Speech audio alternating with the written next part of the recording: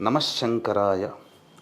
సంక్రాంతి సందర్భంగా ప్రతి మానవుడు కూడా ఆచరించవలసినటువంటి దానములు, ముఖ్యంగా పెరుగు. అంటే పెరుగును చిలికితే, ఒక కుండలో పెరుగు పోసి చిలికితే వెన్న బాగా పైకి తేలుతుంది కదా, మజ్జిగలో చిలికితే ఆ వెన్న బాగా ఉన్నటువంటి కుండతో సహా బ్రాహ్మణుడికి, మరియు రాగి చెంబులో కానీ ఇత్తడి చెంబులో కానీ శుద్ధమైన కుండలో కానీ మంచినీరు వేసి జాజికాయ, జాపత్రి, యాలకులు, ఇలాచి, అలాగే కుంకుమ పువ్వు, పచ్చకర్పూరం వేసి బ్రాహ్మణులకి దానం చేయాలి.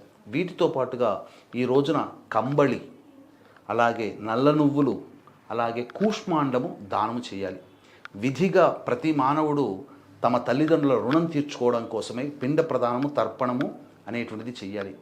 ఈ యొక్క కార్యక్రమాలు అవకాశం ఉండి చేసుకోలేకపోయినా, అవకాశం లేకపోయి ఎలాగో చేసుకోలేరు. కాబట్టి మీ తరపున మన పీఠం ఆధ్వర్యంలో సుప్రసిద్ధ మహిమాన్విత కాశీక్షేత్రంలో గంగా నదీ తీరములో బ్రాహ్మణుడి కర్తగా పెట్టి పిండ ప్రదానము, తర్పణాది కార్యక్రమాలు జరిపించడం జరుగుతుంది. జనవరి 15 సంక్రాంతి మరియు జనవరి 18 పుష్యమాసము అమావాస్య ఆదివారం కలిసి వచ్చిన రోజున, జనవరి 15 సంక్రాంతి రోజున, పుష్య అమావాస్య జనవరి 18 రోజున బ్రాహ్మణం కర్తగా పెట్టి పిండ ప్రదానం, తర్పణాది కార్యక్రమాలు చేయించడం జరుగుతుంది. అలాగే సర్వదోష నివారణ పూజలు, హోమాలలో భాగంగా జనవరి 18 సాయంకాలం 7 గంటలకి